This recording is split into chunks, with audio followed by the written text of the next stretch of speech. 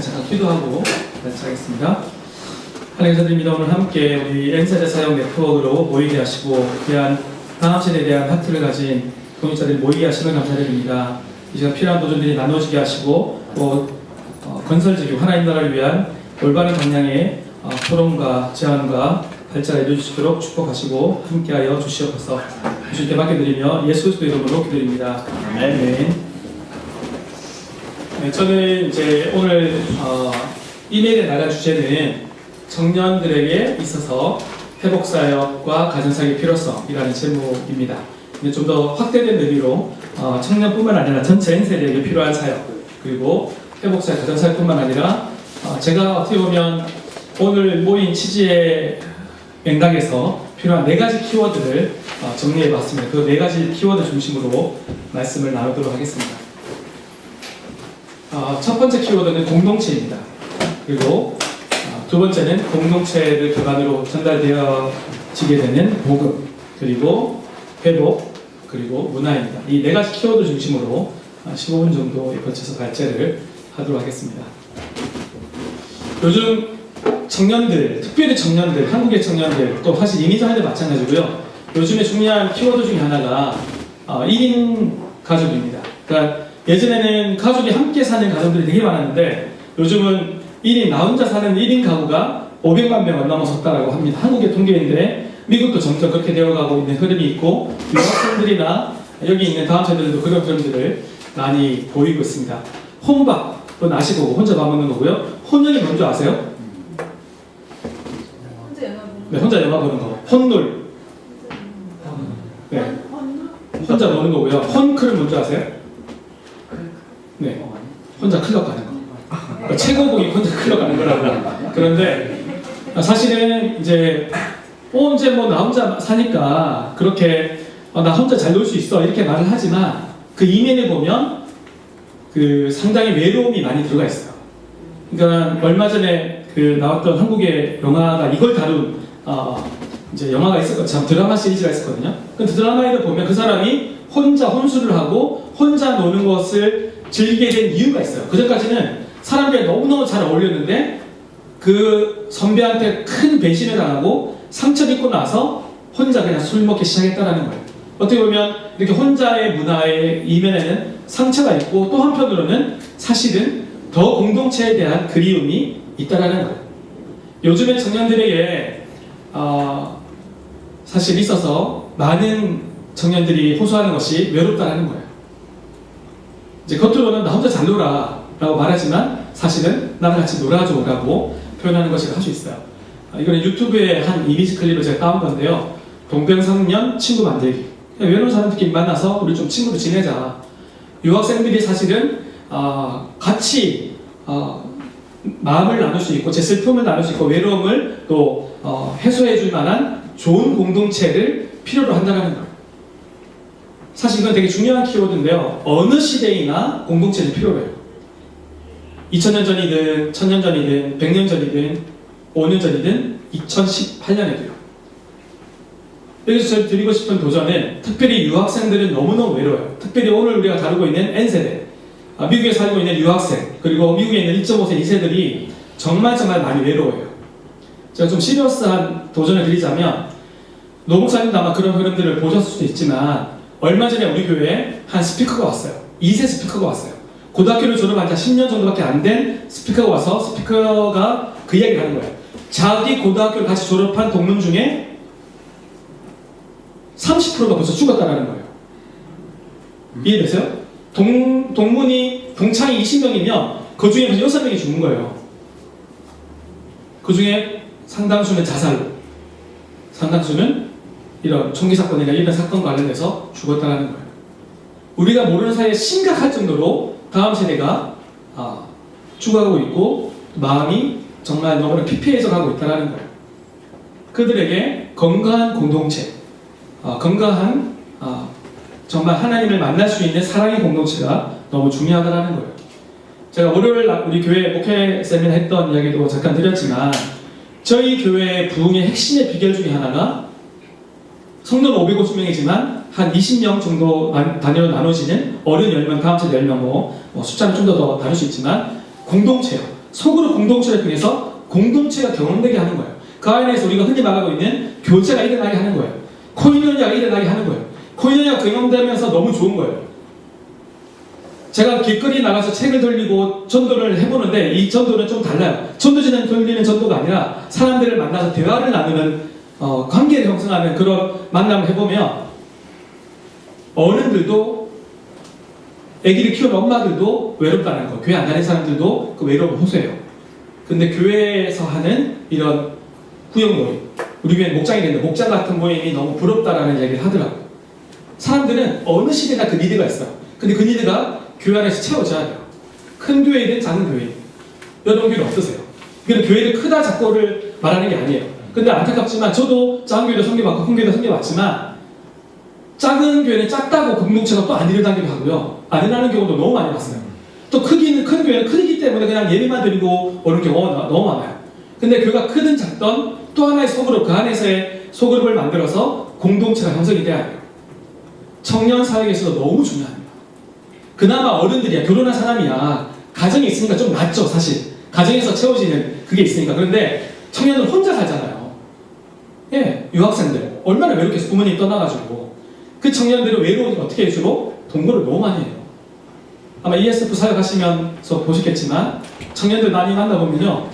외롭다 보니까, 진정으로 나의 신앙 안에서 배우자가 아니라, 짝이 아니라, 그냥 외로움을 채워줄 수 있는, 감정을 그냥 채워줄 수 있는 그런 짝을 만나는 거예요. 그러다 보니까 동거, 성적인 관계들, 그러다 보니까, 거기서 얼마나 많은 상처가 생겨있어요. 심지어 자매들은 임신하게 되면 이제 책임지지 않고 형제들 떠나버리고. 그런 부분들에 대해서 우리가 교회 안에서 건강한 대안들을 만들어줘야 되는데 1차적 대안은 저는 공동체라고 말씀드리고 싶어요. 그 공동체가 우리 각 교회 청년부 내에서 만들어져야 되겠죠. 그죠? 제 1차적 도전은 여러분이 섬기는 교회가 일단 그런 공동체가 돼야 된다는 거예요. 특별히 청년 공동체가 되고 있는가.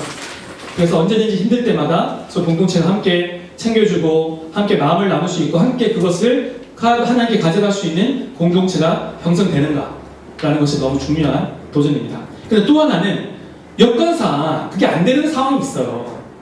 주일학교도 마찬가지지만 중고등부도 보면요. 교회가 우리 교회들이 1,000명밖에 없는 데 있어요. 1,000명이면 공동체를 이루는데 조금 한계가 있어요.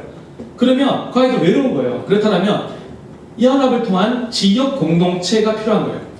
연합을 통한 청년 공동체가 필요한 거예요. 우리 이승재 지사님 발제하신 것처럼 그런 플랫폼을 만들어주는 연합 수련회와 같은 플랫폼이 필요한 거예요.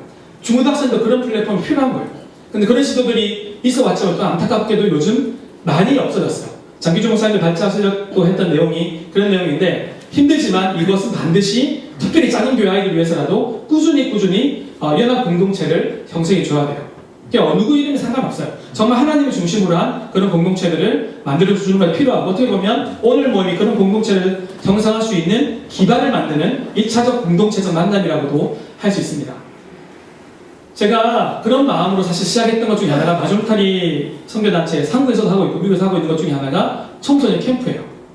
이거는 자체 교회에서도 저희 커리큘럼을 가져다 하기도 하지만 제가 또 미주 한인사회에서 보는 것 중에 하나는 그 교회가 작아서 수련을 열지 못하는 교회가 너무 많아요. 아시겠지만 한국은 50에서 60%가 주일학교 없다 그러지만 미국은 거의 80%가 없다라고 봐야 돼요. 그럼 그 아이들은 어떻게 해요? 엄마 아빠가 따라와서 설교를 듣는데 자기는 영어가 더 편하고 한국말은 제대로 이해가 못하는데 그 아이들은 어쩔 수 없이 하나님을 만날 찬스를 놓치는 거예요. 그럼 그 아이들을 누가 책임질 건가요? 그 책임을 우리가 일정 부분 같이 지자하는 거예요. 공동체적으로. 그래서 저희가 이제 바준타리에서는 저도 선교단체 차원에서는 연합 캠프를 해요. 감사하게 필라 지부 사모님이 이런 사역들을 오래전부터 하트를 가지고 하면서 이제 바준타리를 만나서 더 힘있게 사역되고 있는데 보세요. 12개 교회 43명이에요. 한 교회에서 3명, 4명. 더 놀라운 거거든요. 애들이 너무 좋아요. 평소에 자기 교회 안에서 공동체를 경험하지 못하다가 몇 명 없으니까 학년도 다르고 나이도 다를 거 아니에요. 그죠? 6학년, 10학년, 12학년. 학년이 너무 다른 거예요. 그런데 여기 오면 애들이 너무 좋아요. 몇 년 차가 되면서 저희들이 다시 오는 율이 상당히 높아요. 4, 50%가 되거든요. 그러면 딱 먼저 오는 애들이 이미 자기 너무 반가워요. 만나면서 처음에 오자마자 한두 시간도 안 지나서 새로운 애들도 금방 친해져요. 자, 그걸 보는 게 얼마나 기쁜지 몰라요. 천국을 보는 기쁨을 누리고 그 안에서 아이들이 하나님을 만나요. 지난 여름의 사진인데 마지막 날 여기 다 섞인 거예요. 여러 교회 아이들이. 왼쪽 우리 딸내미고 다른 교회고 여기 두 번째 아이도 우리 목회자 잤는데 얘는 집에 가서 뭐라 그랬냐. 아빠 나 진짜 집에 오기 싫었어. 수련회에서 집 가기 싫었다라는 거예요. 너무 좋았던 거예요. 공동체를 경험하고 하나님 만나고 찬양하고 하나님을 경험하고 우리 영화 만들게 됐거든요. 어떻게 보면 이승희 쌀이 말했던 플랫폼을 저희는 사실 몇 년 전부터 좀 다른 포맷으로 저녁은 리바이벌을 하고 오전에는 문화읽기나 특강을 하고 오후에는 영화 만들기를 그 현장에서 그냥 했어요. 근데 애들 너무너무 잘 만들어요. 그러면서 아이들이 자기 가치관들을 투영시키고 이렇게 해당하면서 공동체를 경험하고 있습니다. 그런데 청년들에게 다시 도전하자면 청년과 청소년들에게 이런 공동체, 개별 교회에서의 공동체를 형성해주고 그게 안 되는 여건이 있을 경우에는 지역별로 이렇게 왜 연합을 해서 공동체를 형성해 가자라는 것입니다. 네. 그렇게 공동체를 경험했을 때 하나님을 만나게 되는 일이 훨씬 높아요. 이 사진을 제가 보여드린 이유는 바로 2주 전에 결혼한 커플이에요. 자매가 우리 교회 청년부 출신이고 형제는 다른 교회 청년부 출신이에요. 그래서 그저께 제가 밥을 사줬는데 이 형제 이름은 시준이에요. 시준 형제인데 이 형제는 2년 전에 1년 반 전에 세례를 받았어요. 교회를 안 다녔던 청년이에요. 2년 전까지만 하더라고요. 근데 미국 와서 생활하는데 너무 외로운 거예요. 너무 외로웠는데 누가 그러더라는 거예요. 교회 가면 사람도 사귈 수 있고 그냥 공동체를 만날 수 있어. 그 말에 혹해서 교회를 나간 거예요. 교회를 나가다가 보니까 하나님 만나는 거죠. 말씀을 들으면요, 꾸준히 들으면 말씀의 능력이 있어요. 말씀을 통한 변화를 경험할 수밖에 없어요. 처음에 자매 만나러 교회 갔다가 그 하나님 만난 사람 정말 많잖아요. 교회 자매 만나러 온다고 뭐라고 올 필요 없어요. 뭐로 오든 교회로 오면 돼. 오면 우리가 책임지고 애들을 변화시키는 게 우리 이제 그 다음 책무지만 그렇게 변화가 돼요. 여기 그런 분들 좀 계실걸요, 그죠?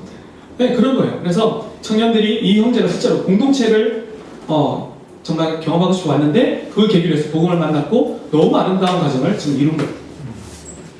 그래서 이 시대 가운데 필요한 것은 3B가 필요하다고 이렇게 표현을 해요. 그러니까 지난 월요일 날도 컨퍼런스 했던 이야기인데 이거는 청년들이고 아이들이고 어른이고 상관없이 필요한 거예요. 그러니까 특히 포스트 모던 시대 때는 이전 시대 때야 말로만 해도 이게 말로만 해도 전도가 됐어요. 사용리로 전도가 됐어요. 실제로 통계적으로. 근데 지금은 사용리가 워킹이 안 된대요. CCCC 간사님들이 이렇게 이야기를 하세요. 70년, 80년대 그렇게 워킹이 잘 되는 것이 2017년, 2000년 들어서 대학생들이 아예 쳐다보지도 않고 오히려 피해가는 거죠. 그럼 어떻게 전도가 해야 된다? 사실은 그걸 어떻게 보면 이것이 저희 교회의 부흥의 비결이기도 해요. 한번 맞춰보세요. 키워드. 맞추시는 분에게 뭔가를 간식을 준비해야 되니까 맞춰보세요. 키워드. 3B의 중요성. 빌로밍 하나 있을 것 같은데. 역시 너무 세네. 박수 한번. 네, 있어요. 첫 번째가 빌로밍이에요. 네, 신화생활은 다 보여드릴게요. 원래 하나씩 나와야 되는데 관계 형성돼야 돼요. 그게 공동체예요. 다른 말로 하면 관계이고 릴레이션십이에요. 관계가 형성되어야지 마음이 열려요. 관계가 형성되지 않은 상태에서 들이밀잖아요. 복음을 들이밀고 사연을 들이밀면 싫은 거예요. 이 시대의 사람들은. 먼저 관계가 형성돼야 된다는 거예요. 두 번째가 behave예요. 행동으로 보여주는 거예요. 관계가 형성됐는데 예를 들면 제가 장 목사님이랑 만났는데 참 좋아요. 관계가 형성됐는데 이 목사님의 삶을 보니까 너무 좋은 거예요. 그러면 그 이분이 하시는 말씀에 따라가는 거예요. 빌리브가 되는 거예요. 그죠? 청년들도 마찬가지예요. 빌롱이 먼저 돼야 돼요. 그 다음에 내가 삶으로 보여줘야 돼요. 사실은 아까 설교에다 나왔던 키워드인데 삶으로 보여주지 않으면 이제 안 믿는 시대예요. 부모가 삶으로 보여줘야지 애들이 변하는 거고요. 크리스찬이 삶으로 보여줘야지 전도가 되는 거예요. 이해되시죠? 말로 아무리 해봤자 이제는 워킹이 안 되는 시대예요. 말도 필요하죠. 그렇지만 삶과 동반된 언행일치가 되는 정말 하나님의 진리가 드러난 삶으로 나타날 때 그것이 빌리브 단계로 간다는 거예요. 근데 저희 교회는 이걸 하는 거예요. 처음에 관계를 먼저 형성해요. 그러나서 관계 형성된 다음에 이제 삶을 보여주면 뭔가 이 사람이 다른데 그럼 이 사람이 이제 우리 여기 식사하러 한번 와봐 그러면 목장 모임에 오는 거예요. 그럼 식사하러 왔다가 식사 모임 분위기 너무 좋거든요. 그랬다가 그럼 이 사람들 친해지고 나니까 빌롱 커뮤니티가 형성이 된 거죠. 그러면 예전에 교회 가는 게 되게 너무 멀어 보이는데 친해지고 나니까 교회 가는 게 거부감이 없는 거예요. 그러면 교회를 와요. 예배 드리니까 또 예배 은혜가 있잖아요. 예배 드리고 나니까 이제 그러면 이제 교회 정착을 하고 그러면 이제 쫙 찌르는 거죠. 성경 공부 해보라고. 그러면 성경 공부 하면서 완전히 제자가 되기 시작하는 거죠. 넘어가겠습니다. 첫 번째 공동체였고요. 두 번째가 그러할 때 복음이 들어갈 수 있다는 거예요. 물론 그 다른 외에도 있어요. 때로는 직접적으로 복음이 확 들어가는 경우도 있어요. 성경 읽으면서 복음이 들어가기도 해요. 그렇지만 나름대로 지금 제가 말씀드린 건 이 시대 가운데 이런 접근이 필요하고 이 시대적 접근 가운데 이런 것이 유효하다, 좀 효과적이라는 것을 말씀드리는 겁니다. 그럴 때 복음이 더 쉽게 들어간다는 것, belong, behave, believe를 말씀드렸고요. believe가 믿음이죠, 복음이죠. 그 다음에 뭐냐 하면 회복이 필요해요. 잠깐 영상을 보시죠. 찬우 씨는 최근 새 컴퓨터를 들어갔다고 합니다. 한 정년의 이야기입니다. 시간도 아까워 집에서 게임을 하기 위해서입니다. 한번 게임을 시작하면 이 방 안에서 나오지 않는다고 합니다. 올해 24살의 청년 찬우 씨는 언제부터 게임에 빠지기 시작한 걸까? 네. 24살, 15살부터 그랬으니까 9년, 거의 10년째 게임에 빠져있는 공부하려고 하는 게 싫었어요. 현실이죠. 현실도 그리고 게임에서는 시간만 투자하면은 자기 능력 없이 강해지는 거 있잖아요. 현실의 자존감이 낮을수록 현실 높이를 하려고 해요. 또 게임에서는 레벨만 올라가면 사람들이 존중해 주거든요. 자존감이 높아지니까 자꾸 게임에 더 빠지는 거예요. 장군이 되기도 합니다. 캐릭터가 전투도 좀 죽은 것입니다. 패닉에 빠져. 캐릭터에 너무 자기 감정이입을 했기 때문에. 자, 보세요.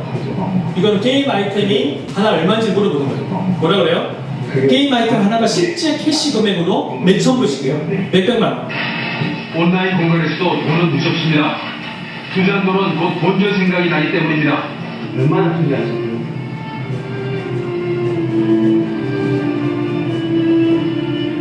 적게 잡으면은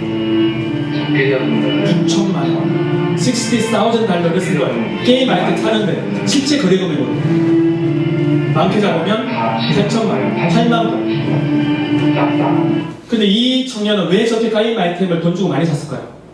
게임 아이템을 사야지 레벨이 올라가게 게임 회사에서 만들었거든요. 근데 게임 레벨이 올라가야지 자기가 존중받거든요. 그 궁극적인 그 이면에는 낮은 자존감이 있어요.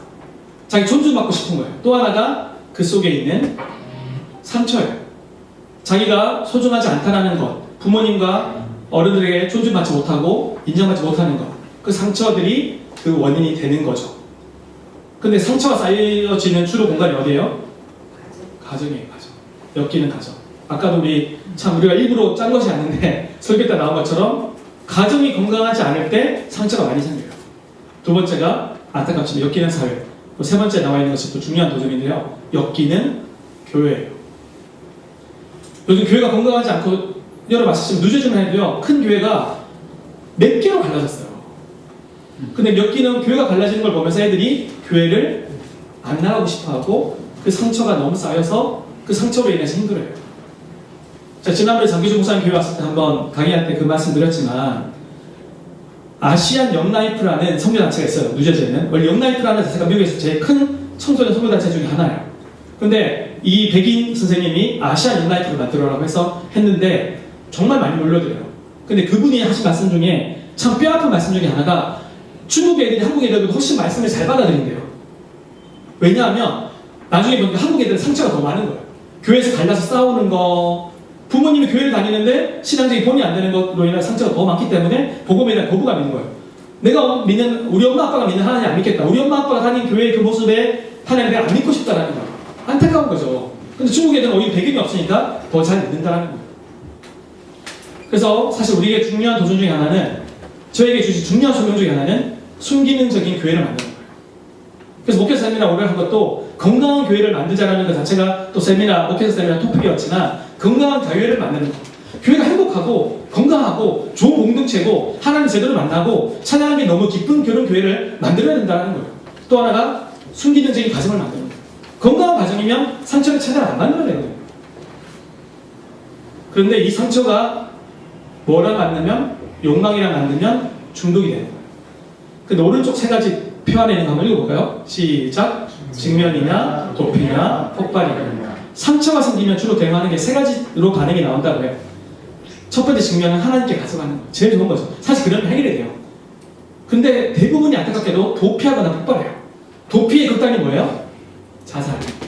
폭발의 극단이 살인, 총기 삭힌 같은 살해들. 근데 그 극단을 말한 거고 그 위에 많은 일들이 있죠. 제가 필라에 갔는데 저희 부모회복 학교였는데 많은 부모님들이 아이가 집에 있는데 안 나오는 거예요. 지하철에서. 상처로 인해서 안에서 그 게임만 하고 있거나 방에서 안 나오는 그런 청년들이 생각보다 정말 많아요. 요즘. 도피하고 있는 거예요. 근데 어떻게 해야 돼요? 그 아이들이, 그 청년들과 다음 세대가 하나님을 만나서 하나님께 그 문제를 가져가도록 도와줘야 돼요. 그게 회복이죠. 제가 볼 때는 회복 사역이 이 시대 가운데 중요한 도전 중에 하나라고 봅니다. 그래서 우리가 이런 공동체를 이룩할 뿐만 아니라 그들이 하나님을 만나고 그 가운데 회복을 경험하도록, 하나님 안에서 경험하도록. 근데 진정한 치유자는 누구세요? 하나님이시잖아요. 진정한 의사 되신 분은 하나님이고 예수 그리스도예요. 그분을 만나서 회복되도록 도와줘야 된다는 거죠. 우리가 만드는 플랫폼 가운데 그런 미니스트리가 일어나야 된다고 생각해요. 그죠? 회복할게요. 세 번째, 네, 그래서 저희가 이건 저희 선교단체 차원에서도 하고 있는데 장목사님과 이제 뉴욕에서 청년 회복학교를 지금 곧 시작하려고 그래요. 청년 회복학교 지금 뉴저지에서는 12기까지 부모 회복학교가 왔어요. 근데 간증이 너무 많이 있고 저도 그래서 지금은 건강한 교회, 건강한 가정을 이루가는 차원에서 이 회복학교 사역들을 각 교회에서 할 수 있도록 돕고 있습니다. 지금 이번 가을에만 8주 과정인데 미주 전역에서 7개의 학교가 열려서 진행이 됐어요. 봄에도 뭐 6, 7군데서 열렸고요. 그 다음에 티네이저를 위한 자녀 회복학교도 있습니다. 영어로 되어 있어요. 이런 것들을 같이 열어가고 또 그 지역 가운데 아이들과 청년들을 회복시키는, 또 부모들을 건강한 부모로 회복시키는 사역들을 함께 해나갈 수 있으면 좋겠어요. 네, 이건 그런 캠프 중에 하나고요. 그 다음에 공동체, 복음, 회복을 말씀드렸고 마지막 그냥 짧게 하고 넘어갈게요. 시간이 지나가고 있으니까.